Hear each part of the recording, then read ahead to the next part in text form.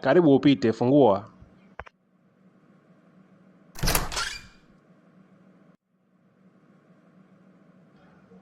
Vipi Samir, kuna shida? Ndiyo, shida ipo mwalimu. Yaani jana mmekesha usiku mzima, alafu mtihani umeniwekea 0. Sasa Samir, wewe ulitaka nikuwekee ngapi? Mwalimu, wewe hapo jiengeze tu.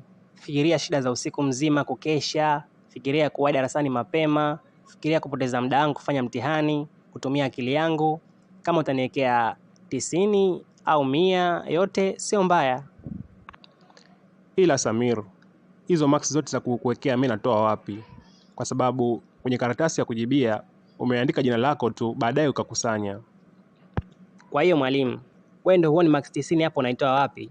Kwa sababu jina langu pekee mimi ni Brandi. Umesahau kama mimi ni mtoto tajiri.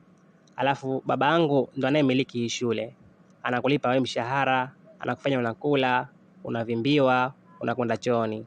Sasa huoni kwamba hiyo pekee inatosha kuweka max? Nisikilize Samir.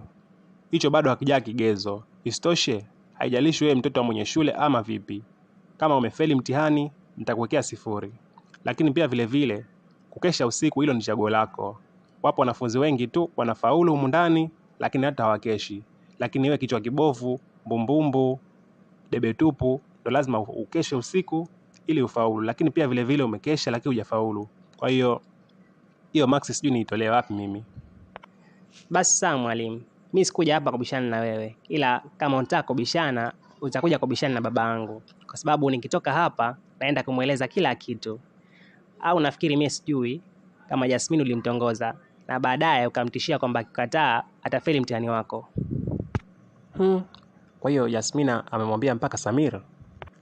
We Samir, we Samir.